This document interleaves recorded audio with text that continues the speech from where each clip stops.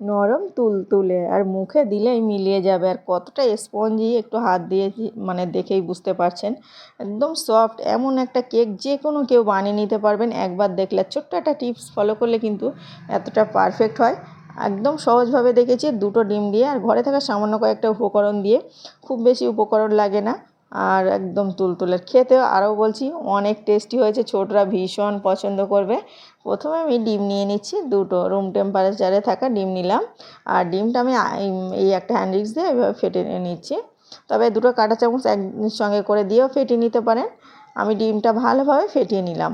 একদম ডিম মানে ভালোভাবে ফেটানো হয়ে গেছে, দেখুন বড় বড় একটা করে বুদবুদ করে উঠেছে। তো আমি এখন চিনি দিয়ে নিচ্ছি। আর এই ছোটো ছোটো টিপসগুলো আশা করছি মিস করবেন না। 1 কাপ চিনি দিয়ে নিলাম।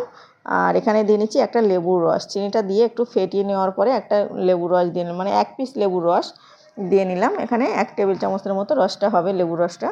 তারপরে দিয়ে আবারও ভালোভাবে ফেটিয়ে নিচ্ছি। একটু সময় ধরে ফেটিয়ে নেওয়ার পরে দেখুন চিনিটাও এখন গলে গেছে। আর চিনিটা গলে যাওয়ার জন্য এটা কিন্তু সাদা সাদা ভাব এসে গেছে ডিমের মধ্যে। ওই জন্য আমি এখন শুকনো উপকরণগুলো দিয়ে নেব, আর কোনো রকম সমস্যা নেই। এখানে দিয়ে নিচ্ছি দুটো এলাচের দানা গুঁড়ো করে রেখেছিলাম, সেটাও দিয়ে নিলাম। লেবুর রস দিয়েছি, তাও আবার একটু এলাচের গুঁড়ো দিয়ে নিলাম।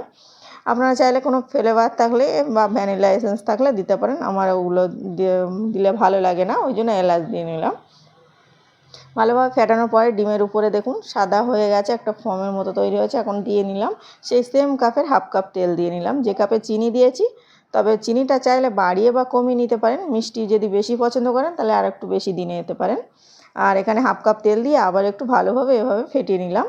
একটু ভালোভাবে ফেটিয়ে নেওয়ার পরে তেলটা যখন মিশে গেছে, দেখুন তেলটা মিশে গেছে, এখন আমি শুকনো উপকরণগুলো দিয়ে নেব। আর তার জন্য আগে থেকে একটা ছাঁকনি দিয়ে আমি ছেঁকে নেব। আর ডিমটা কিন্তু একটু ভালো করে ফেটাতে হবে, যাতে কেক ফোলে না। আমি জানি আপনারা অনেকেই জানেন, যাদের কেক ফোলে না, অবশ্যই ডিমটা ভালো করে ফেটিয়ে নিতে হবে। আমি সেই সেম কাপের 1 কাপ আমি এখানে ময়দা দিইনি, হোটেল আটা দিয়েছি। আর স্বাদ অনুযায়ী লবণ দিয়ে একটা চালনি দিয়ে চেলে নিলাম। এটা হোটেল মিল বলে এই আটাটা। তো আমি সেই সাদা আটা দিয়ে নিলাম। আর দিয়ে এখানে ময়দাও দিতে পারেন, যে কোনো আটা, কোনো সমস্যা নেই। হালকা হাতে এভাবে মিশিয়ে নিচ্ছি। তবে হালকা হাতে মিশাচ্ছি বলে এখন ফাটবো না এমন কোনো ব্যাপার নয়, একটু ফেটে নিতে হবে। প্রথমে হালকা করে মিশিয়ে তারপরে এভাবে ফেটিয়ে নিচ্ছি। দেখুন একটু ফেটে নিয়ে একটা ক্রিমের মতো তৈরি হয়ে গেছে। এখন আমি ব্যাটারটা বারবার তুলে দেখাচ্ছি, দেখলেই বুঝতে পারবেন যেমন শুকনো শুকনো একটা ডো তৈরি হয়েছে। মেন উপকরণগুলো আমি লাস্টের দিকে দেবো, তাহলে কিন্তু ব্যাটারটা একদম পারফেক্ট হয়। এখন দিয়ে নিচ্ছি লিকুইড কুসুম গরম দুধ দিয়ে নিলাম। আর এটা গরুর দুধ দিয়েছি আমি 1 কাপ। যে কাপের ময়দা দিয়েছি সেই কাপের চিনি দিয়েছি, সেই সেম কাপের 1 কাপ আমি লিকুইড দুধ দিয়ে নিলাম। মেনশনটা একদম ঠিক রাখলে কিন্তু কোনো রকম সমস্যা হবে না। আর তারপরে আবারও এটা হালকা হাতে মিশিয়ে নিচ্ছি। তবে এখানে ঠান্ডা দুধ ব্যবহার করা যাবে না। আর এভাবে দিয়ে হালকা হাতে ভালোভাবে মিশিয়ে নিচ্ছি। তবে হালকা হাতে মিশিয়ে নিয়ে তারপরে কিন্তু ফেটে নিতে হবে। দেখুন আমি দেখিয়ে নিচ্ছি, প্রথমে এভাবে ভালোভাবে মিশিয়ে নিচ্ছি।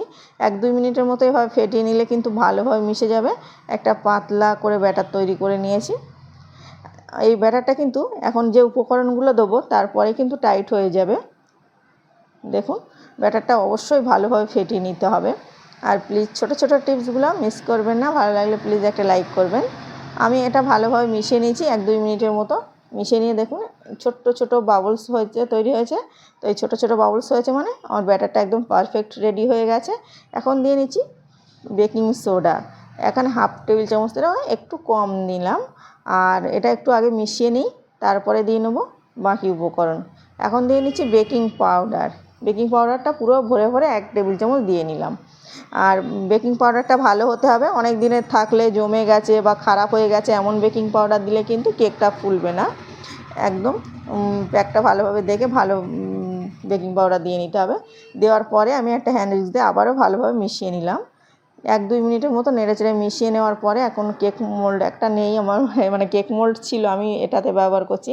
সকলের ঘরে তো কেক মোল্ড থাকে না, ওই জন্য আমি একটা অ্যালুমিনিয়ামের বাটি নিয়ে নিলাম। আর এটাতে আগে থেকে কিন্তু আমি তেল ব্রাশ করে একটা কাগজ বিছিয়ে রেখেছিলাম।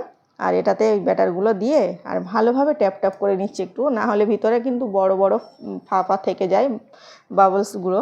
তারপরে আমি একটা প্যানের উপরে প্রথমে একটা তাওয়া বসিয়েছি, তারপরে একটা প্যান দিয়েছি, তারপরে যে আমার কেকের মোলটা বসিয়ে নিলাম, আর তারপরে একটা কাচের ঢাকনা দিয়েছি। কাচের ঢাকনা দিলে কী সুবিধা হয়, আমি উপর থেকেই দেখতেই পাচ্ছি যে কেমন হচ্ছে। আর কালারের জন্য পরে বলে দিচ্ছি আমি। দেখুন 10 মিনিট পরে অনেকটা ফুলে গেছে, আরও 10 মিনিট পরে আমি দেখাই। আর পুরো প্রথম থেকে লাস্ট পর্যন্ত মিডিয়াম টু লোয়ে ছিল। আমি গ্যাসের উনুনটা কেমন আছে আমি দেখিয়ে দিচ্ছি। দেখুন বাটিটা প্রায় ভরে গেছে, আর আমি উপর থেকে দেখতেই পাচ্ছি পুরোটা হয়ে গেছে। আমার এখানে 35 মিনিট লেগেছিলো। 35 মিনিট পরে আমি গ্যাসটা অফ করে তুলে নিয়েছি। আপনারা চাইলে কিন্তু কালার করতে চাইলে তবে 20 মিনিট পরে অ্যালুমিনিয়ামের ঢাকনা ঢাকতে পারেন, তবে আমি পুরোটাই কাচের ঢাকনায় ঢেকে বানিয়ে নিয়েছি। আর কতটা স্পঞ্জি হয়েছে দেখাবো, আর অনেক বেশি টেস্টি হয়েছে। যখন কানা থেকে ছাড়াচ্ছি দেখুন, মানে দেখেই বোঝা যাচ্ছে যে কতটা, মানে দেখুন দেখতেও অনেক বেশি লোভনীয় হয়েছে। কাছ থেকে বলছি অনেক বেশি লোভনীয় হয়েছে। এখন আমি মোল্ড আউট করে নিয়েছি। প্রথমে হচ্ছে কানা থেকে ছাড়িয়ে নিলাম, তারপরে কাগজগুলো তুলে নিলাম। আর এখন একটু দেখাই, দেখুন অসম্ভব মজার হয়েছে না? দারুণ হয়েছে। যারা প্রথমবারও বানাতে চাইছেন তারাও কিন্তু ভরসা করতে পারেন। এভাবে সেম প্রসেসে প্রতিটা ফলো করে, উপকরণগুলো ফলো করে বানাবেন, তবে পারফেক্ট হবে। এতটা স্পঞ্জ আর নরম তুলতুলে হলে আর বার্থডের সময় কেক কেনার দরকারই কী পড়বে। ছোটরা ভীষণ পছন্দ করবে। এটা ক্রিম দিয়ে ডেকোরেশন করে নিলে কিন্তু দারুণ। একটু ছুরি দিয়ে কাটছি যখন, দেখুন একদম নরম তুলতুল করছে। এতটা স্পঞ্জি নরম তুলতুলে কেক কার না ভালো লাগে। আর আপনাদের কেমন লেগেছে বলতে ভুলবেন না। ভালো লাগলে প্লিজ লাইক কমেন্ট শেয়ার করে পাশে থাকার অনুরোধ করছি। আর দেখুন, আর আজকের রেসিপিতে যদি কোনো নতুন বন্ধু থেকে থাকেন অবশ্যই চ্যানেলটাকে সাবস্ক্রাইব করে পাশের অল অপশানটা ক্লিক করার অনুরোধ করছি। তাহলে সবার আগে মজার মজার রেসিপির নোটিফিকেশান আপনার কাছে পৌঁছে যাবে, সেটা যখন ইচ্ছা দেখে নিতে পারেন। আর এটা কিন্তু ছোটদের খুশি করতে পারেন। আর যে বানাবে একদম চোখ বন্ধ করে ভরসা করে বানাতে পারেন, দারুণ হবে।